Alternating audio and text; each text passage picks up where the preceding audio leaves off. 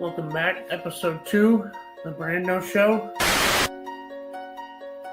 I know it says Brand from Connecticut, but I'm not in Connecticut. The Cape, I'm in Mick's hood right now. I have a very special guest this evening. I've been a little bit critical of the producers and the show in general. It's Mr. Salt Life. It's Mr. Salt Life himself, Jack Coleman. Wow. What an honor.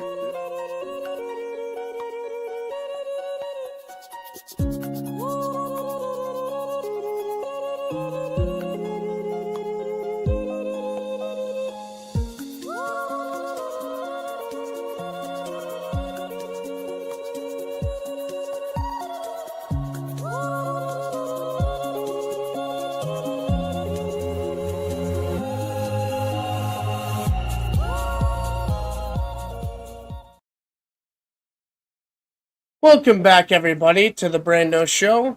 My apologies, we're starting a little bit late tonight. Closer to 7:10 than 7. I was setting everything up, and the laptop charger was not working. I had to wrap it around and get it just right, just to get my laptop to fire up. So that put me about 15 minutes behind schedule, and my apologies for that, but on to the show. You gotta roll with the punches here at the Brando show. So tonight we have a very special guest. You guys might know him. He's the host of Surviving Barstool. He's the host and I believe the creator of the Dozen Trivia. And most importantly, he's the Minifan of the Year for 2024. My good buddy, Jeff D. Lowe. What's up, Brando? Glad we could finally do this. Glad we could finally make it work. Thanks, Jeff. And my apologies for the breakdown in communication yesterday. I think maybe because I rapid fire so many messages, I kind of missed the fact that you said you would let me know yesterday for today. I thought you had said yesterday. I think because I let you know early, it made it even more confusing. Yeah. Because I knew we were doing Tuesday, and then I don't know why, just in the firing of the different messages, I saw Monday night. I'm like, okay, I guess he wants to do Monday now. I'm, just trying to accommodate you any way I can. It's not easy. So I appreciate you giving me some of your time. You're a very busy man. Oh, good. It's the Brando show falls on dozen days, so gotta squeeze in. But we're good. We're here. Yeah, we are here, and what I do on this show, I don't know how much you've been able to see or how much network stuff you consume. But what I generally do is go over Kirk's show. I review a week's worth of shows, but without Kirk's show, I've been doing the producer's show review some of the network shows, unnamed, just all the extracurriculars. Even if he's on the Dozen, I'll review that. Speaking of, I saw, we could start off, I guess, with this big matchup on Sunday coming up between Team Minahan and the Booze Ponies. Yeah, we already recorded too. I obviously will not say what happened, but obviously people got to tune in anyway. But big time tune in, very very fun match off the top. Obviously, good back and forth with Will. Kirk. Yeah, there's some good Clemmer banter in there. So it's a good one. Yes, on Sunday, if they win, they're number one. If they lose, it's not that big of a deal because they're losing the number one team. So it's kind of it's a good little test for them because they beat two not great teams. I'll put it that way. To be as kind as I could be, two of the more bottom teams in the league. So now it's a big test. Yeah, but they do seem to be firing in all cylinders. Even if it's bad teams, it looks like Kirk has finally gotten a couple guys around him who can help him a little bit and almost maybe not quite be his equals, but, really give him a good boost. He's done it by himself, every other year. Yeah, Robbie's a very, very good counter to him in terms of just filling little gaps in movies, music, even little TV stuff here and there. And so that's been pretty big. And he hasn't even really hit, first of all, mashup. I mean, Team Manhattan's the worst mashup team in the history of the Dozen by far. And if they miss one this year, if they miss, I'll give Robbie a little leeway. If they miss more than one this year, I'll be shocked. That's how good Robbie is at it. So that alone is a huge change. For a guy who's already averaging double digits, just to add even a point honestly, it's worth 2 points. A lot of times they would get stolen, so that's pretty big. Mm-hmm. Yeah, they're good, and Clemmer's good as well. But obviously, Clemmer overlaps a little more with Kirk, Yeah. so it's a little different. But still, he's not a fucking tomato can, so it's something. Robbie seems to be pretty good with the newer music and newer, like, just pop culture stuff. That's a good little spot because Kirk has a little bit of a blind spot for anything after the 2000s and some of the, poppy culture stuff. So It's also easier when you can bounce off people too, and that's what Kirk and I've talked about a bunch. Is that when you can, because like even if he's right, even if he knows he's 99% right, mm-hmm. no offense to Rico or Hank, but oftentimes he'd say something and he would get silence back. And that's kind of sometimes you question yourself. Oftentimes he wouldn't question himself, but it opens that up. Or now, if he's even hesitant on something, the chance of those two guys, especially in like movies, TV, knowing it and backing him up is pretty heavy. And Clemmer, that's probably Clemmer's biggest trait too, is that like, even if Clemmer doesn't know it, Kirk can at least throw out something that makes sense. And if it's the answer, Clemmer knows enough about sports where he could make that leap to get there and back him up. So yeah, that's they're good. They're a good team so far. As I don't say a fluky loss because that first team they lost to Keegs is very good, but I kind of knew that wasn't going to be the team the rest of the way. It kind of just didn't break for them, and they gave away points. That was like a big thing. Yeah. No, I think the future's bright, and I was wondering because Kirk ended up accidentally being on the producer show yesterday. And he said something about the holes in the wall being fixed, and he's like, "We'll see after today at 2:30." So I was like, "Oh, maybe they're recording the dozen today." Mm-hmm. So that was a decent bit in advance. Holes have been putting walls in wins too, I believe. So I don't know even if there were a hole, I'm not sure it'd be a big giveaway. But yeah, no, he didn't. He didn't say that he had put one in. Justin had said that he was covering the hole. Yeah. Oh no! Oh no! I don't know what happened. Oh no! Just wait for him. Oh no, Kane. I didn't do it. To his point, to what he was saying, that was sure. Yeah, I know they're covering them up, but even if like there was a hole made today, Kirk, I think he's even made holes out of excitement. There, you got me back. Am I good? I'm sorry. I've never had that. I've never had that happen. He's even made holes out of excitement. So we'll see. Maybe that's what happens on Sunday. Maybe he's an exciting hole. Yeah. It'd be so funny if they made a hole in the studio before they unveil it. They have to fill it again. Like, Justin has to keep just filling holes every time that there's a dozen match. So, the first show that I am reviewing is the producer show from March 19th. This was, I think it was last Wednesday. Did you get to watch all three of those producer shows? I caught up. So the network I'm not as caught up on. Producer show I wasn't at all because of the college basketball tournament. I just was so focused on that. I did. I caught up in the last day. I did listen to yesterday's, and then today on my walk, I listened to the other ones, which I know you were on one of them. Yep.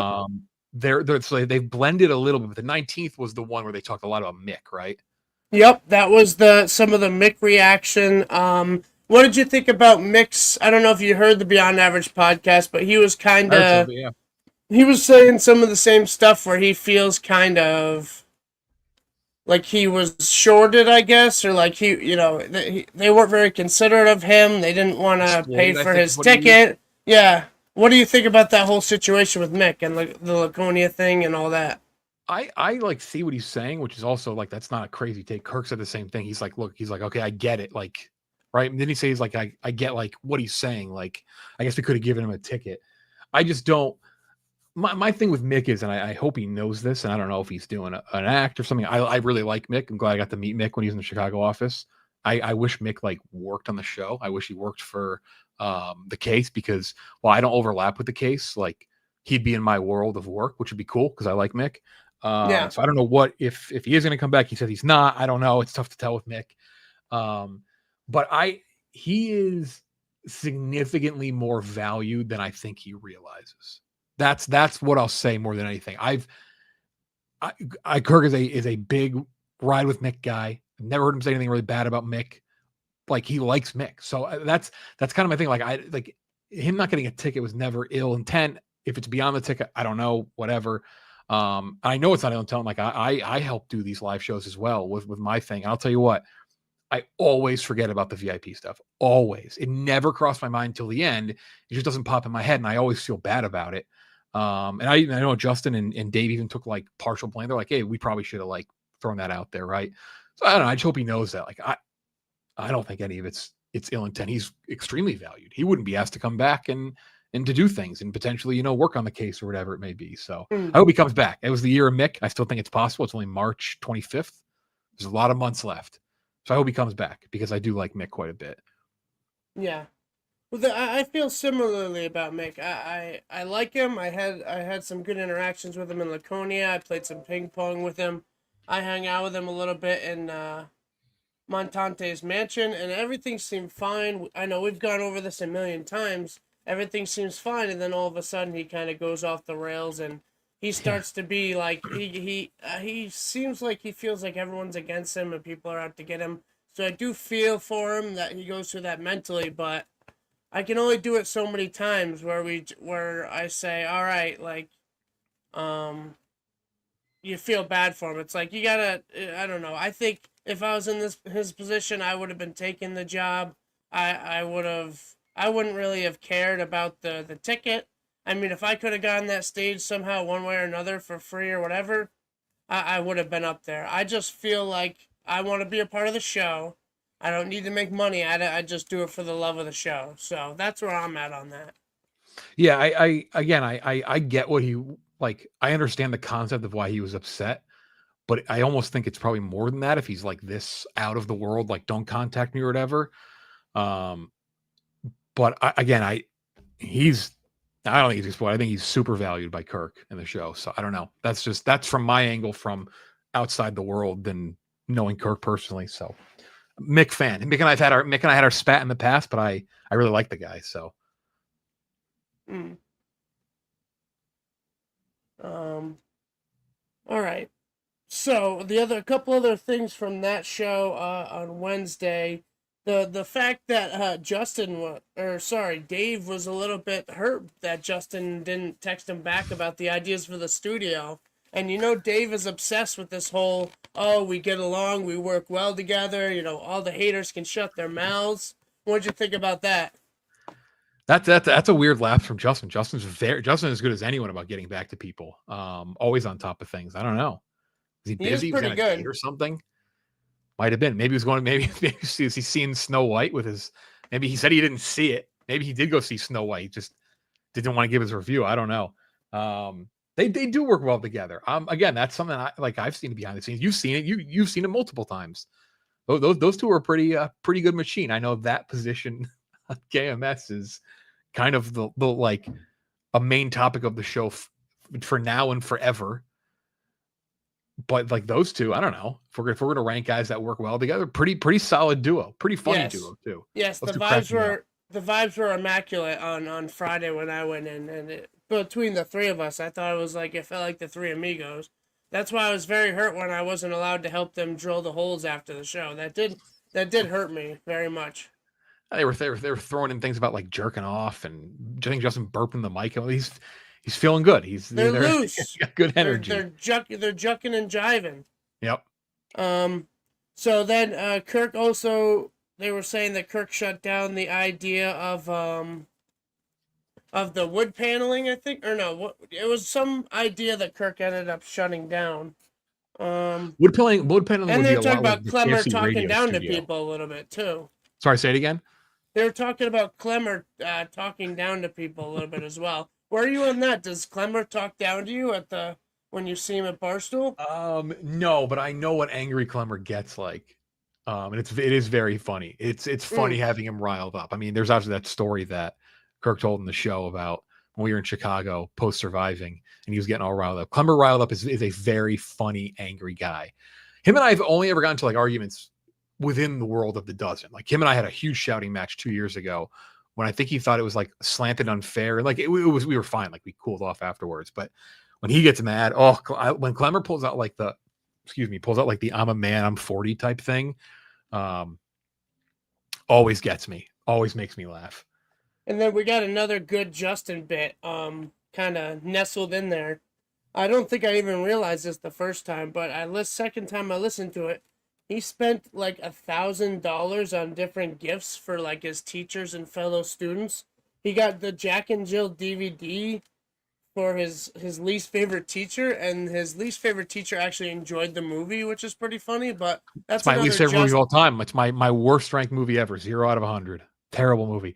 That is like, did you? I don't know. Did you know anyone going to school who would always get gifts for like their friends and teachers? Because Justin fits that bill kind perfect. of. I don't know about $1,000, but No, I that knew is people crazy. who would get other friends gifts or like something for the teacher That is around the crazy. holidays. $1,000 is wild though, but he commits to the bit. He is like he'd be a guy you go to school with, and you would see out like at lunch with a teacher like in the summer, and you'd be like, okay, that doesn't surprise me. That makes Yeah. perfect sense. The other thing I noticed was that Menners is definitely in Dave's head about all these camera angles. Dave's talking about, oh yeah, Menners, don't worry, we're gonna get your camera angles. So I think Menners, that little guy, is jumping up and down in the back of Dave's mind at all times. Well, it's kind of like it's there's a little bit of a Wild West right now with the show not on the air. Yeah, Manner's doing a good job trying to put together as many things as possible. Has that show? I know he's in the private chat right now. So yeah, it's like I don't know. I'm not saying there's no one on the throne. The throne is just currently closed down until middle of April. But like in terms of everyone around the throne, it's a lot of Wild West. I like them. The Manners Cullinane back and forth is definitely a favorite of mine as well. yeah, that is a good one. So, um, Cullinane, I don't know Cullinane as well as I know Justin, but I do know Cullinane like good enough where I could text him. Like I know him. I've worked with him off air plenty of yeah, times. I can only imagine his I don't know if stress level is the right word because Cullinane comes off pretty like kind of chill most of the time, especially this era of his producing, which I've mentioned. It's when I said he should have beat the shit out of Dan from Newton. Uh, I imagine his stress level of like this studio when this debuts. I just hope it doesn't get. I don't even know if it cares about being destroyed by fans, but like I just hope Kirk likes it. I could only imagine that level of like, oh man, like this needs to be just ideal. Because I also know he's a big audio visual guy too, so he wants everything to sound good, look right. That's a big stress point. I'm excited to see it. I haven't seen any of it other than just like the little glimpse of the paint. I have no idea what it's going to look like. I kind of want it to be a big surprise for me whenever it debuts too. I haven't missed a tiny yeah. desk though. It was slightly different, I guess. The color that he painted it was very very similar, but a little bit different. And I think it'll be something similar, which I don't think Kirk. It's not his style to have this big flashy studio. He's kind of more like the common man. He's getting dirty, and he's got this kind of the studio that's falling apart. But I don't know. It just that feels I'm good excited with to the see it Kirk kind of Minahan deteriorate show. over time now. Like it's going to reset. I'm excited to see like somebody should do a really good like screenshot at the beginning of every episode when the new Hmm. studio debuts and just see how it progresses into just madness. Also, Yeah, the way the show's shot anyway, doing too much like flashiness, like it's not a back and forth style edited show. Like it's everyone on camera at once. Like you don't need a billion things because most of that's gonna be cropped out anyway. that's So it doesn't true. need to be anything just crazy. So I thought that was a decent producer show. I gave what I do is I break it down by Mhm. each producer on each show, and if there's any guests, and then I give the show in general a letter and a number grade. I know it's very confusing to people like Menners that there's both a letter and a number, but it's pretty normal here in the U.S. So for Justin, I gave him an 84. Because I thought we had some good Justin bits, like the $1,000 worth of gifts and all that. What would you give Justin for that producer show? I'll give him a 78 because he didn't respond to Dave on the day Wow. before. All I'll give him right. that's tough. That's unlike him. That's Yeah. off his game a little bit.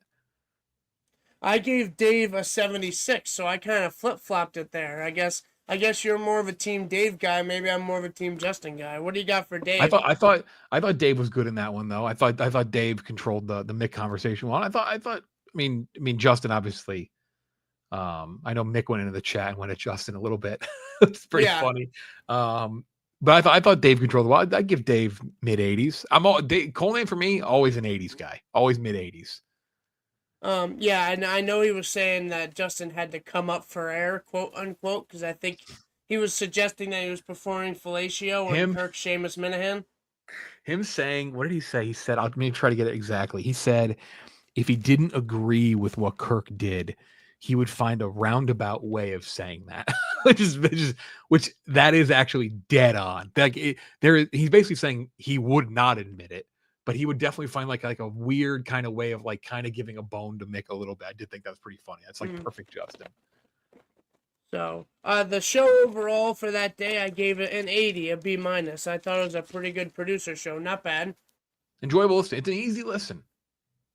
What do you got? Wish they could throw like show? I know they can't do it, but I wish they could like every like 10 minutes throw a song in there. Like it's like a Colleen host of like morning show. Obviously can't do that. Don't do that, guys. Get in trouble. Don't want to do it Dante that Don did.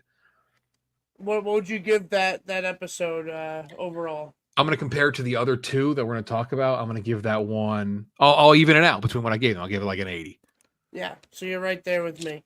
So then we go to the Friday show, which holds a special place in my heart. I went up to Watertown to join the fellas, and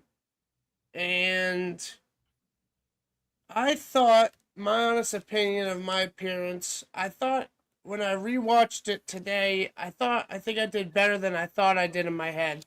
I thought I did very mediocre and I was very boring, but my thinking was I didn't go in to be like this crazy, wacky, like a Stein type. Like, I didn't go in to set the world on fire and like have games and do different things. I just kind of went in, be a part of the producer show, kind of like stay in the conversation of the miniverse, have fun with the guys, and I wasn't trying to be like a maniac or anything. So no, that's all it should be. Like it would have been a huge mistake if you walked in with like games and just going crazy and like I said, that is an easy listen if you like this world, especially right now when he's not on.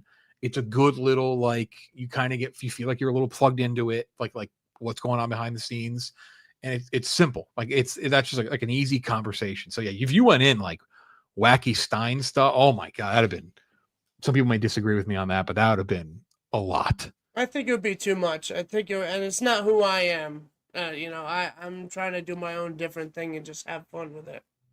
So Dave, I told you that's what I said. I when before you went in, on like the main show, I was like, I've done this before. I brought a game that maybe doesn't work, and I think I brought in like one good game, probably one bad game, or one game that like wasn't fantastic. Last time I tried to go like quick, I tried to do like backwards music, something that should have Kirk flash as like trivia knowledge. I told you, I'm like, there's a lot of times where like some of the games are so bad, and then some of the games are amazing. So it's like if you can't think of an amazing game, it's like just not worth it. Yeah, I wanted to ask you too. The first time you went into studio, were you nervous like for Kirk's show? I know you've done tons of other stuff. Were you nervous at all? No, I mean that's like. I guess that's small potatoes for a lot of the stuff compared to a lot of the stuff you do. It was a fun one. That was me and Brandon. That was me and Brandon Walker. After the Barstool Awards, it was the first time we went in studio. That was at Kirk's in Watertown. Yeah, and then we went to Springsteen. Oh yeah, because the thing was in Boston. Yeah. Yep. I just was thinking about that, like because you're still a Minute fan at heart, so I don't know if like. You're also friends with him, I guess, though, too, so you wouldn't necessarily be nervous to talk to him because he's like just a guy to you. To me, he's like Jesus. Like, I sit across from him, and like I had a frog in my throat my first, 10, 20 minutes. I couldn't speak almost. The funny, weird thing about being in there that is different, actually, is the producers.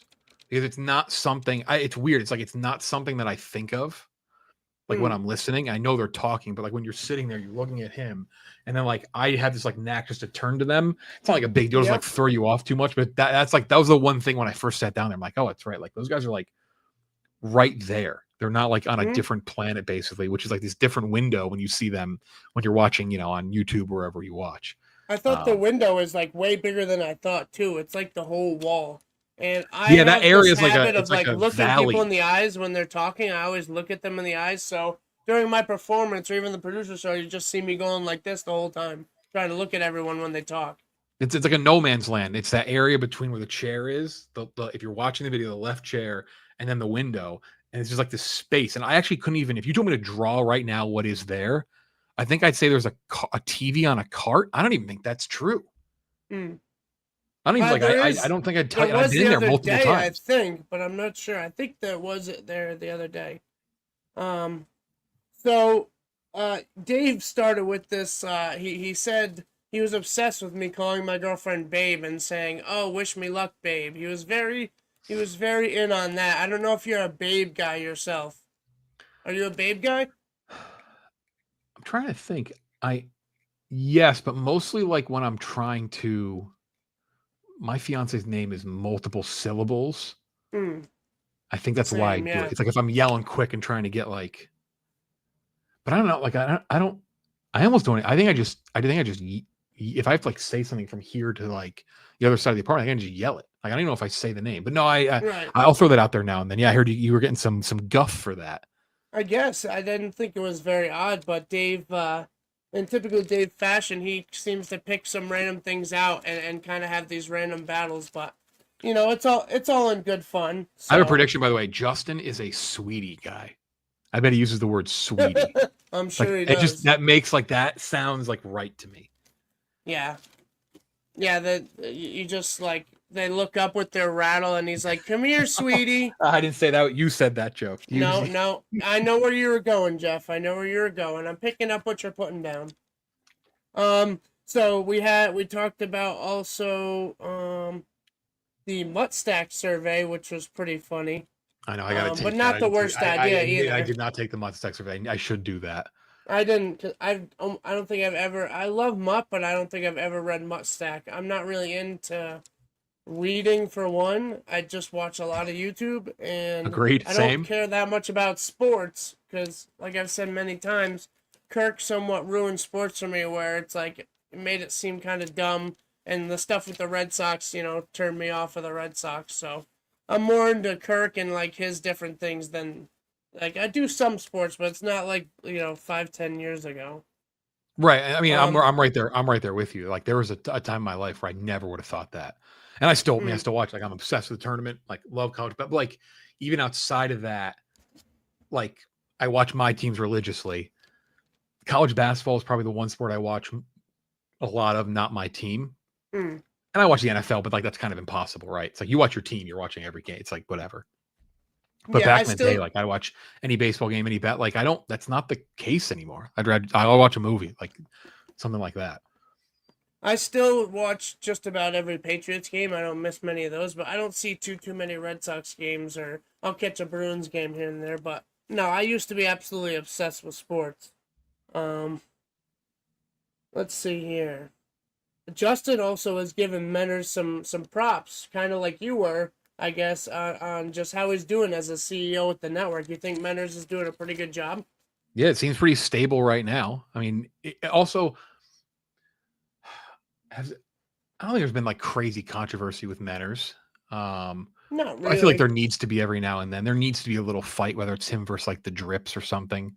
You know, Yeah. I've had my. I'm not part of the network, but like I've had my spats. Menners, I consider Menners a friend. We chat about movies. We Oh, actually wow. chat about movies, unlike what Oh, Rico said about him and Kirk. Him and Menners and I It's do real. actually DM about movies. okay. No, I think again. It's a testament to the fandom that he is not on the air right now, and it's kind of just humming along. Mm. Like it's not. I think that's a credit to Menor, but it's a credit to everyone who's involved, not just Menor. But like that is a testament to like how strong the fan base is that like you can go off for a month, more than a month, Yeah. and it kind of doesn't matter. Like I know we're still a month away, but like if it would ever fall apart, not that I expected it would have done it weeks ago for any like just pedestrian normal show. You know, the interest can go away like that, especially nowadays.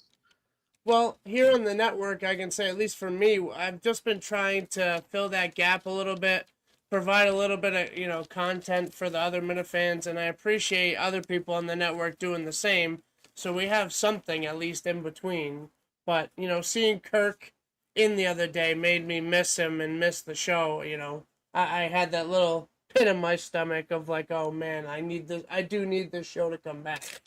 I'm glad Yeah, it's easy. it will It's come back. what 3-4 days a week sometimes. You know, it's like it's a morning staple for me. I wake up very early West Coast because I still work Mm. East Coast hours, and it's just like a staple of like, okay, this time I can hit play, and that's my morning. Like that gets me through that part of the day. And so without it, I don't really like have any like standard show I like listen to at all. Like Yeah. it's like I kind of have my show that like when I write trivia, I watch like a show or a movie. So I get through so many movies. If it's a better movie, I don't. I just try to stay focused on it. But like been watching The Americans, good show, but I'd rather just have 2.5 hours of KMS in the morning. Yeah, I think everyone would prefer that. The other thing they talked about was possible Bish redemption tour. He wants to get back in the studio. Where are you on Bish? Are you a No, Bishophile? I'm nowhere on, and that's not a negative. I have no issue with Bish, but but to answer your question of where am I on Bish, I'm nowhere on Bish. Like, good. Okay. I wish him luck. I wish him luck. At the same time, I don't want him to come in and like be like Chatty Cathy. Like that would kind of like lose. That wouldn't that like lose like the aura and the mystique of Bish if he came in and was just Hmm. like really talkative. Kind of want Bish to come Yeah, in and just be Bish. he's just wacky. All of a sudden, he's like Stein. He's Yeah, like he's got the watermelons and stuff, and he's putting handcuffs on Mike. right. Like that would not be. I don't know. I think that'd be that'd be my as a show ruiner, halter caller myself. I would say, Bish, do what you do, and do what you do is just be Bish, which is nothing really. That's why Bish, like that's why you say the name and I laugh. Like Yeah. think about how many other like names. I'm trying to think. If you took a list of all the names of all the third chairs in the Colonnade, we'll say in this Colonnade 2.0 era, how many of them could you say said nothing and you knew their name? Probably like next to none, right?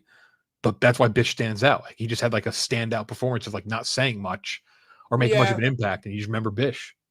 There's other guys who have been very, very quiet who I couldn't really tell you what their name is. It may be a recency thing too, but also it was very funny the couple videos that he was involved in Laconia. That was great too. Just a little bit of he's leaned into the character it seems. So It's a uh good name. Bish is just a good name too. yeah, it's good. It's short. The other big thing was I know my producer Kane was a little bit critical of oh maybe that's more well no so sorry let's set it up. They talked about Kirk possibly going to IceCon with Mutt. What did you think about maybe him and Mutt doing I IceCon? was probably going to go with them. Oh Um, wow, yeah, I had flights were looked up, and then it the was, Yukon 3. I know, right? It was kind of like a wait and see though, because he hadn't heard back, Mm. and then it just didn't happen. So not going. I would have loved it. Aside from the Mutt thing, the IceCon thing is so funny to me because it's so genuine. It's as hard as I've seen Dave laugh in a video Mm. in forever, and like a genuine like hard laugh. Whitney there amongst like the ice people. It's just so Mm. funny, and to be there and to see the interaction, it would have been great. It'd have been a really fun weekend, but Yeah, we'll um, never know, I guess, unfortunately, but or I maybe someday we will.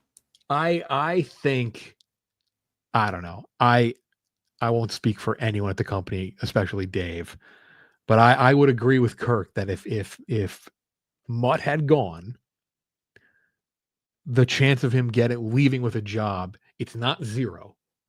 Like, Mm. it's he gets brought up every unnamed show, and it's my Yeah. favorite thing. It's so think about how many people watch that show gets a lot of viewers and a lot of listeners. Think about how many people they're like, what the fuck are they talking about? And that's Yeah. just so funny to me that he gets brought up and it's Whitney. Whitney it's so funny. Well, I and wish the he was funny going though. thing is, I think it's a whiff by Mutt.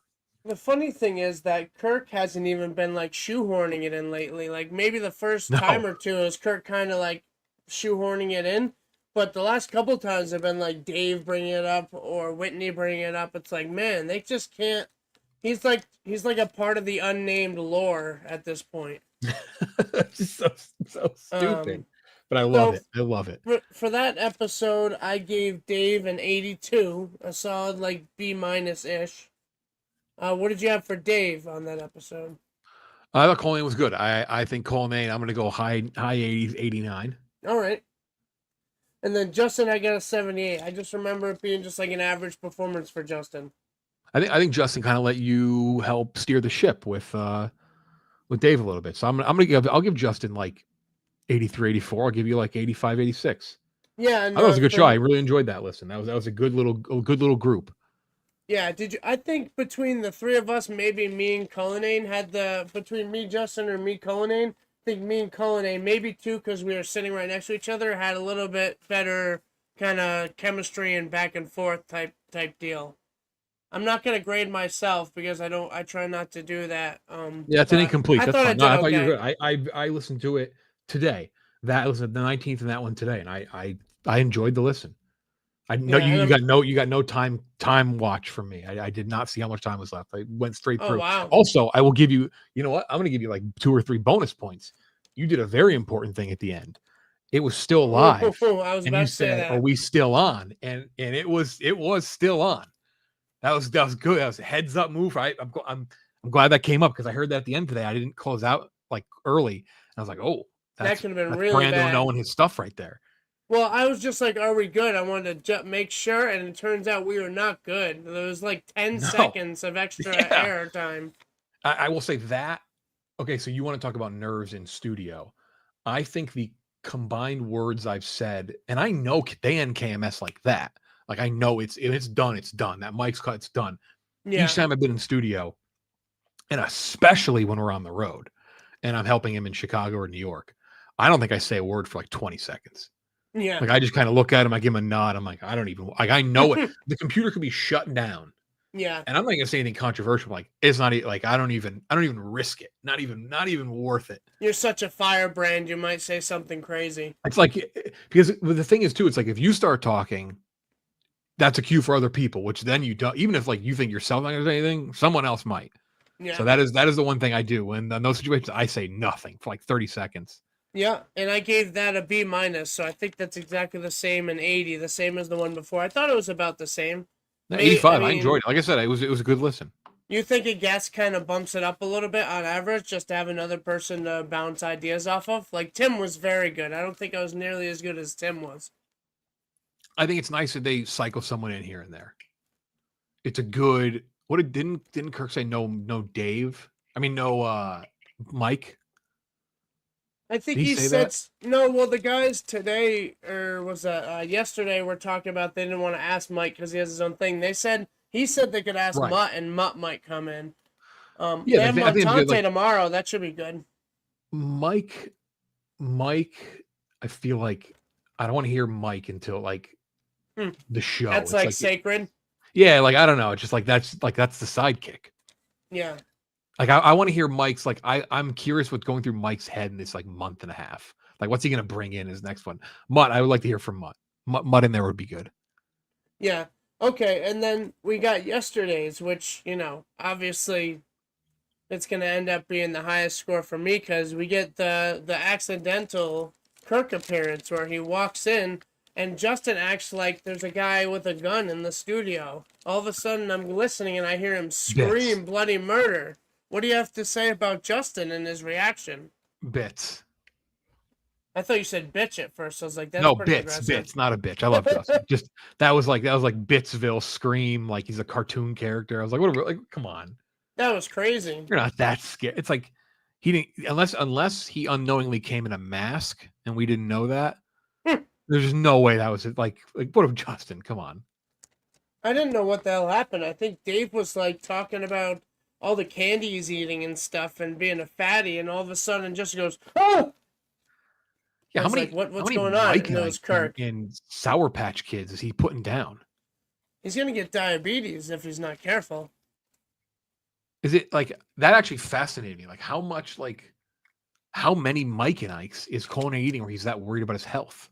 I don't know. It seems like a lot, but I don't know. It's hard to tell with Cullinane. Like, he's a unique, interesting guy. So I think they talked about yesterday the hot mic situation that we just talked about. Justin ended up not seeing Snow White. And Dave is done coaching youth basketball. To me, it's very funny the thought of Dave Cullinane like coaching, small children in basketball, He just like motherfucking everything. he coaches every sport, I think. Like I view him as like he's baseball, like t-ball coach, soccer, hockey, basketball. It's like he lives like a full different life as this like little sports, like little kid sports coach. Like he's like Yeah. like just building little like small dynasties. I just love that. I imagine him like in a shirt and tie, just like coaching little kids playing hoops. But also like doing that, but yelling like "fuck you" at the ref or something like that when the call doesn't go his way. Right.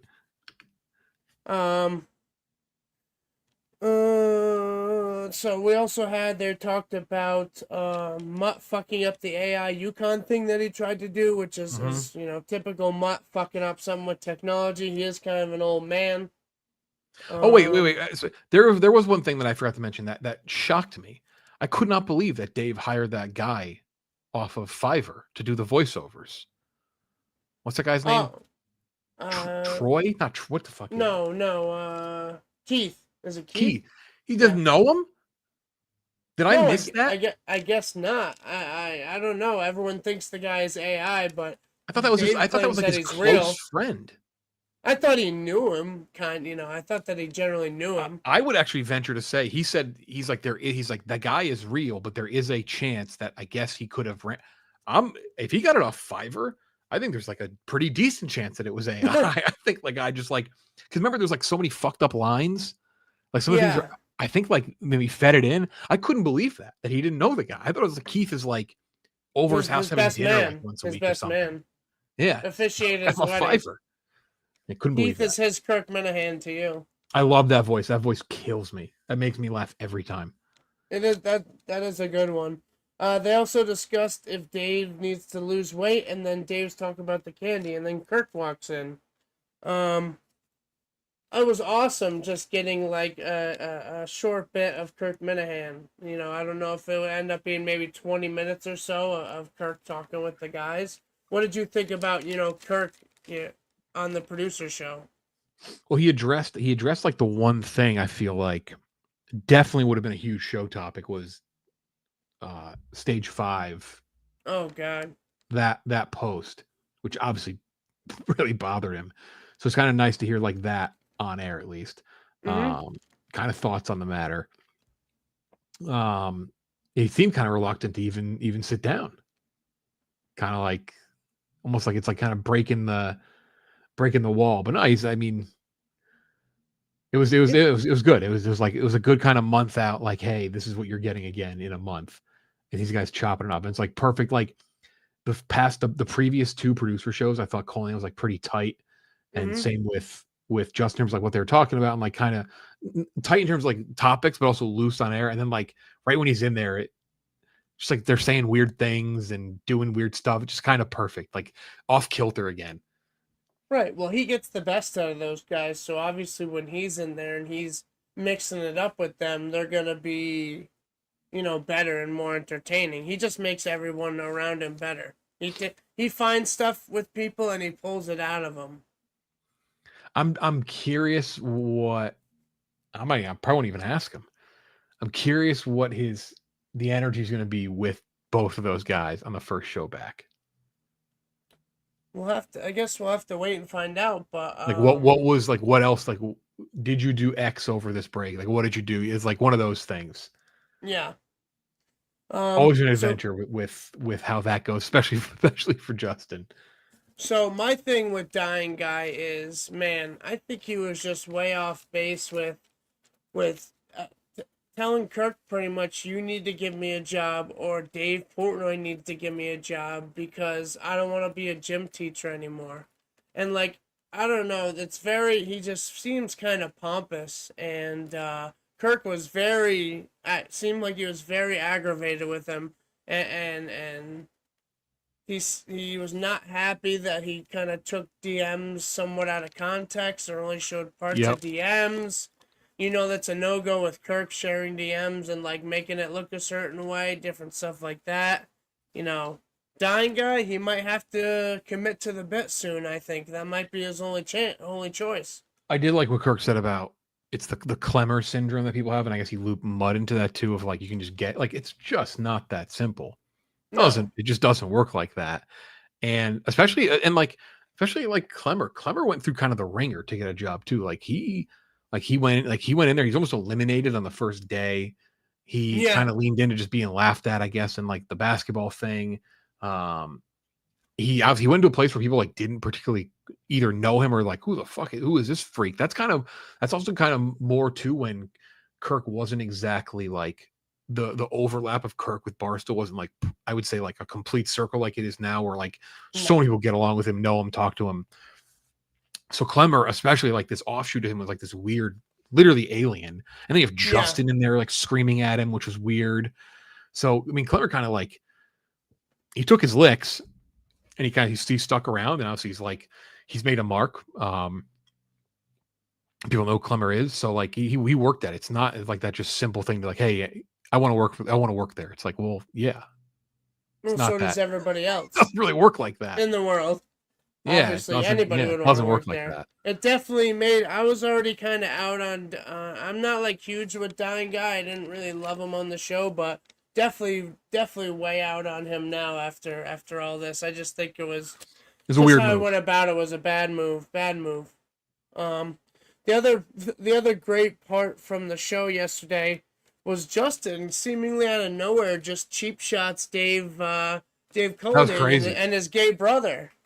Apparently he felt a certain type of way about Dave saying something about his Legos or Lego.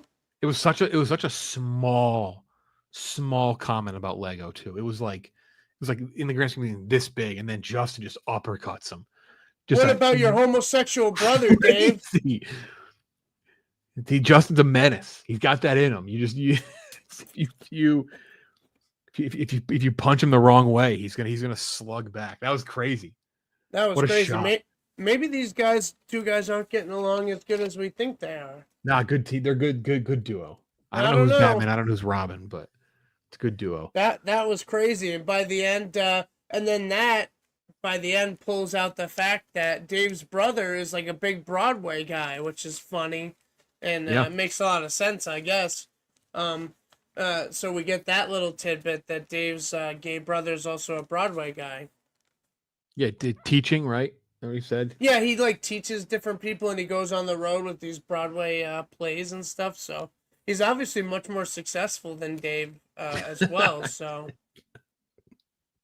your words. That must hurt. The other thing too was Kirk saying, asking about different guests and if they were going to be booked, some authors and stuff, and it sounds like Cullinane is having little to no luck booking some of these people for the show. I'm sure he's trying too. I don't know. That's there's not available. Timing's not right. I don't know exactly who's on that list, but yeah. Do you think that's kind of a blemish on Cullinane, or do you think people just are difficult? No, I think if he's trying, he's trying. Like I think that's. I mean, there's levels as to which you can annoy. I think he's giving it an effort. I would assume he is. Again, I'm a pro Cullinane guy. Maybe I'm wrong, but I would assume he's giving it the. Sometimes it's just people you just can't get. I don't know. Maybe that's the case here.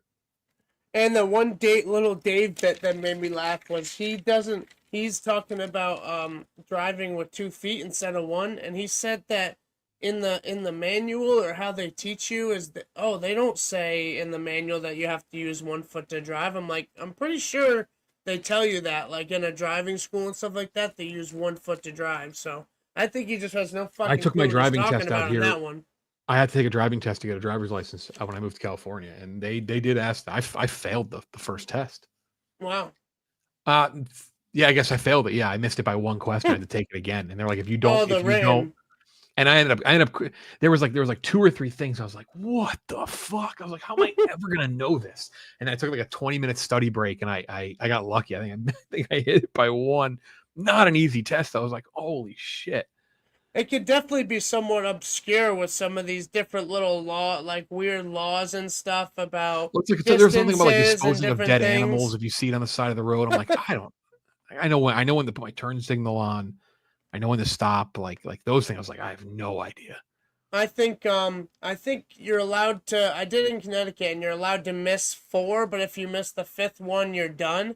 and I missed 4 within like in the middle somewhere, so I had to bang out like 10 in a row. So every question I'm like, this could be the one that fails me, and I got like 10 in a row to pass that's it how it was the for us. first time. I forget what the number was, but the first time I'm like, damn, these are kind of piling up. And then the second time, I think I had 2 left I could miss when I finished. I was like, oh man. But I went on like but I missed 2 early. I was like, I went on like a good run where I was like, all right, I think I got this. Yeah, that was crazy though. Yeah. So for that show that day, I'm gonna give Dave and Justin both an 84. I thought they were both good. They're both a little bit better with Kirk in there. What do you got for those two? I'll go a little. Be confident in the topics calling me. I didn't like. He wasn't like when Kirk's like, "What do you have?" And he goes, Jersey Jerry drives with 2 feet, and Kirk didn't like it. And I thought Dave kind of backed off it too much. Yeah, he was like, I'll give them both like 83. He was like, oh, they're dumb topics. Like, I don't want you to talk about them. It's like, just let Kirk Minahan. He's trying to talk. Just let him do his thing. Right. I don't know Let it why fly. You don't think it's interesting. It's like some of the times the least interesting thing ends up being a fun topic to listen to. Yeah. So, and for Kirk, I gave him 100, and I think that's the very first 100 that I've given on this show. Big. And in parentheses, I wrote, I miss you with a frowny face. So, Kirk, if you're listening, I miss you. I love you. And I can't wait to go to Halfway Cafe with you in April. It's going to be awesome. Get some popcorn there. All right. I'll have to do that. So what do you got for Kirk? I like that place. I had a really good good Caesar wrap before the UConn St. John's game there. So what do you got for Kirk on that one, grade wise? In the same vicinity? 100? I'll give him. Nah. He wouldn't say that was perfection. Give him a 93, 94. Give him in the 90s. All right. He's right. He's gonna be ready to go when he's back. I mean, I believe him when he says he doesn't miss it. I do believe him. I will say that. I'll give. That's my one little nugget of insight. He's not just saying. Trust me. He's not just saying that to like ruffle people's feathers. He definitely doesn't miss it. He's very busy and he seems to have a lot going on. He seemed to be a little bit in a mood too. Like he was definitely agitated about some different stuff because he came in swinging on some stuff and going at the chat. So he's a little agitated. Him and I kind of have the same viewpoint on the chat. The chat's weird because this universe is a little different because I think the overlap of people in the chat and viewers is like pretty heavy.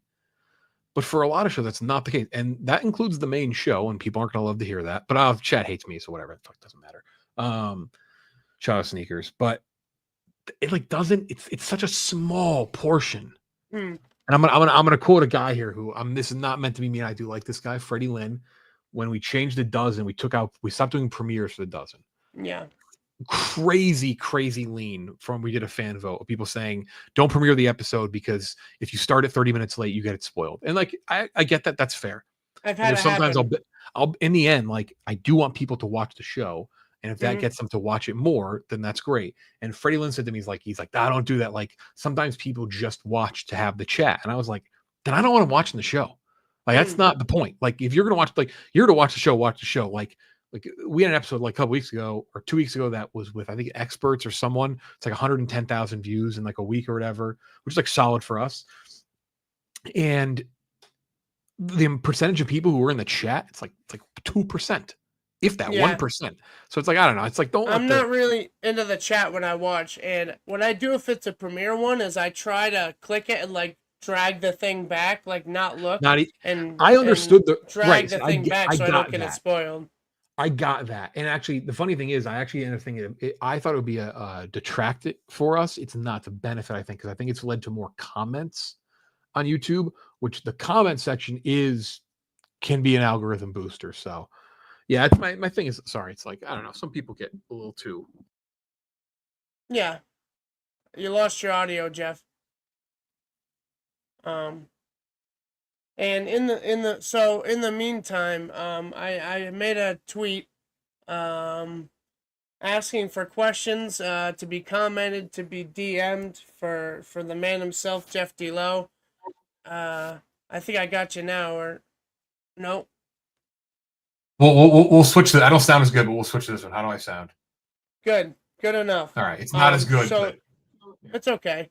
For the end of the show, I'm just gonna run through a couple of questions for you if you don't mind. You And didn't mention the one thing you talked about that I was involved in was the fantasy baseball draft. oh yeah, yeah, that was funny. Where he said he saw all the names in there and was like, "Yeah, I'm good." It muted you again, Jeff. Okay, I think we're good now, right? Yeah. Okay, we got the Just good mic. turn yourself down maybe a little bit if you can. Yep. I accidentally All whacked right. my mic. That's what happened. Yeah, he did Um, talk about how he almost was in that, and then he saw the people, and he was like, "Nah, I'm good." so I'll see my it way was. out. Like I said, hold on. Let me go find it. Let me go find it. So I did some prep. I was asked to be in the league. I'm a little down on Cleveland baseball. They made the ALCS last year, and they've done nothing to excite the fan base. They have some good young guys. They had the number one pick last year, whatever. Nothing. So I'm like, all right, give me a reason to like baseball. I'll play fantasy baseball. And I asked Kirk, I'm like, you want to be my co-host, my co-owner on this? And he said Yep. yes. And then 7 minutes before the draft, he goes, looking at all these names of guys playing in this, I'm out. I don't think I can stomach it. So I was like, all right, so I'm a one man. I want to try to recruit him to come back and co-manage, but no, he saw that. Yeah. He saw that thread of people. He's like, no chance. So I think maybe this guy was one of them. Pat Ford, was he one of the people in the league? Or no? I don't know if I remember hearing his name or not. Why am I now blanking if he's in? Hold on, I'll thought pull maybe the they list said it, but he gave us this question in the comments here. Yeah, Pat Ford's in the league. Yes, that's what I thought. He said, "Why do this to yourself, Jeff? About coming on the Brando show? I know Why do this to yourself?" because I like Brando, Pat. That's why. Thank There's you. your answer, You're a fandom? Yes, I am. I am Jeff a fan. D. Though. Lowe, confirmed fandom. You didn't have to beg. I said I would do this very quickly. It was a matter of Lining everything up. Yeah. Let's see. From Richard B. Strong, will Kirk and Rovell be sharing a table on the big day?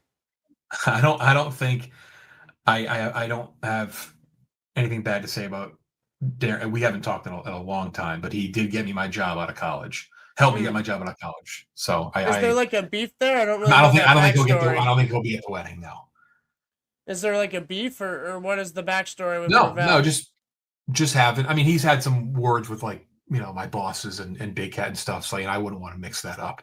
But no, nothing crazy. But very thankful for him getting me that job. And no, I don't. He will not get that invite. Who is leaving out of the UConn men's team? This guy says he'll start. Mahaney? He says Mahaney's leaving. Who's leaving out of this team? He had a terrible year. He actually was pretty good against Oklahoma, and then against Florida, he was very serviceable. I don't know.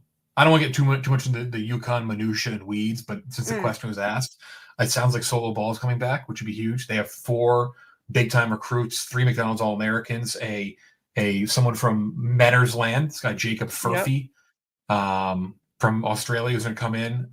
Brother, the kid who played for Kansas a couple years ago. So I think it'll be very good next year. They're going to get some good transfers.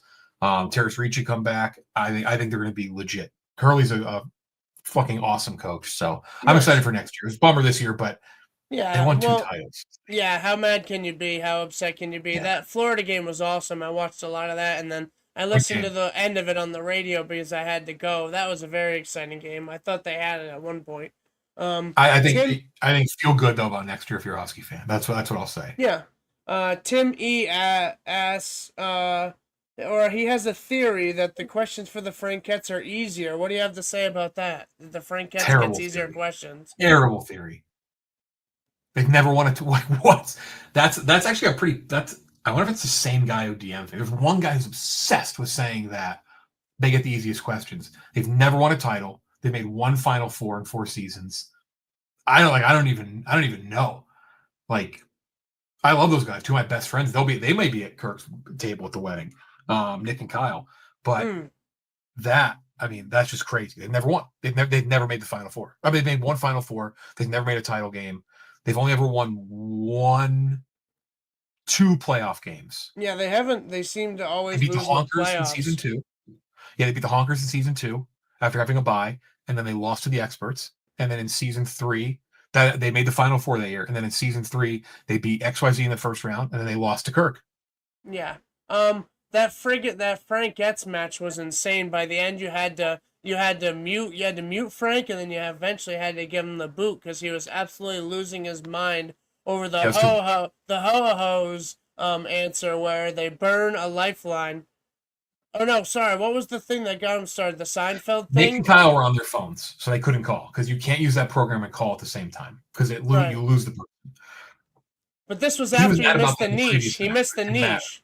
He missed the niche Yeah. before that about the And he missed peanuts. the Seinfeld niche, but the Seinfeld niche was like that was easy, but I thought both was- questions were pretty even. They actually stole it, but it's Yeah. that So was he that was loses that was mind, a lot. That was a and very then he has to uncomfortable make the match. call. He can't find someone to call, so they just burn that lifeline, and then they use their double sip on the same one, right? And they get both of their doubles. They get both answers wrong.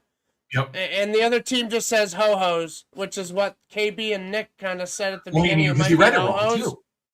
Yeah, he read the he said question it's wrong. He talked them vanilla. out of it. Yeah, which it is in the middle, which is what it said. It said cream. Some so of this yeah. stuff you have to read very closely, and like I wonder if that's like a dozen brain thing, because a lot of the time I'm like, how do these people get this thing wrong? It seems like when they're on the spot, sometimes they just blank. Yeah. On the spot and under the gun, I trust me, it's definitely harder. Kirk would attest to that. Everyone would. It definitely is harder than just watching at home when there's no pressure on it because you start to scramble. If It's Frank like wasn't Jeopardy. yelling, I would have read the question right. So we'll see. That was I wild. hope they read that. That was the first person you had to mute and kick. Yeah, that was the first. I muted somebody one time, but no, that was at that point in the match, I'm like, I'm done with this. This is enough's enough. And then he guessed 8,000 episodes for Mr. Rogers' Neighborhood, crazy. and I was like, That was oh pretty my crazy. god. So Mhm. I knew he was just gonna lose his mind. And when you first mute him, you can see him. He's still screaming when he's muted. I was like, he's still losing his mind. He'll One be back. last. I think he'll be good next time. I think You he'll be said better. that after, like, you had the little note that afterwards he calmed down in the post show, and it was all okay. Yeah, he just he'll be goes better nuts. He goes nuts once they start. Anything goes wrong, it's we're done. We're in the playoffs, and he starts losing. And they're a great freaking comeback mind. team too, because they're very strong in second half questions, which typically are their more strong suit. It's like the food, it's like the pop culture stuff. So they usually come back, and they're very good. They're a good bonus round team too. So Yeah, those guys are sharp. All three of them are pretty sharp, like trivia guys. Yeah, if he's got to boost his morale. If his morale was higher, you have two of the highest morale guys of the office. So they're my friends. Trust me, I'd love to see them win, but they haven't. So I actually am surprised I don't get more. Surprised I don't get more of that about Kirk. Yeah. And now people, obviously there was like the thing last year, the trade and all that, whatever. But I'm surprised more people don't say that about, which I don't. The questions are, there are definitely times where questions are easier on one side than the other. But what I always say is it evens out at some point. It's impossible for me to write 450 matches later, 24 questions each time. Like even like Millionaire when it was on, they only have X amount of questions, right? Yeah. It's like only two people writing them. So yeah, sometimes I can't sit there for 5 hours and be like, how do you make the most perfect, exact, even question? You got to say, okay, this is a 9.8 out of 10. This one's a 9.3, but I'll even it out somewhere else. That's how it always seems works. pretty even. It seems pretty even overall. One last question just from me is like, this just started, the dozen started as just kind of this thing, just to have something to do almost over the, during COVID. Did you ever imagine it? Did you ever imagine it, like, becoming this, how big it is with all this productions and the live shows and the following? Did you ever see this coming? On our, like, the graphics package that they built for us this year is crazy. It looks so good. It's clean. I'm actually, I write, help write, produce, and then I actually, like, there's a stream deck right here, right below my camera that I'm firing off all the graphics live, which we've never been able to do before, which is amazing. And it looks great. The graphics team does a great job building it. Going in person, the live events, it is wild. It's like even the first tournament was like, what the fuck? This is crazy. This is so Yeah. bizarre. Yeah, because it And was now it's just the kind of level a that fun it's at, thing. It was so- just a fun thing at the beginning. So that's Yeah, great, though. it's You like- never know. You never know what's gonna happen. So That's all the right. beauty of this company, though. I just want to say thanks again. I kept you a little course. over an hour. I appreciate. We ended up finally figuring it out. And any last words for the Minifans out there watching? No, they're the best. The ones that hate me, the ones that love me, the ones that follow me, don't follow me. There's a reason I love making videos for live shows, immerse myself in the world. It's just fun. So Awesome. excited Thanks. for us to be able to talk on the show again in a month. Sweet. Thanks, Jeff. I'll tell Andy Mayo you said hi next time I see him. Putnam's own, the legend. All right. Have a good night. All right, guys. That was Jeff D. Lowe. We went a little over an hour. I apologize for running into Hot or Not. If you're not already watching that, then go check that out after this. I've been converted. I'm now a big Tommy Quinlan guy, and I've always been a John from Scranton guy. So go check those out. Check out everything on the network. And thanks for tuning in again. Thanks to Jeff D. Lowe. Thanks to Kane for producing. And have a good night. We'll see you next week on The Brando Show. Peace.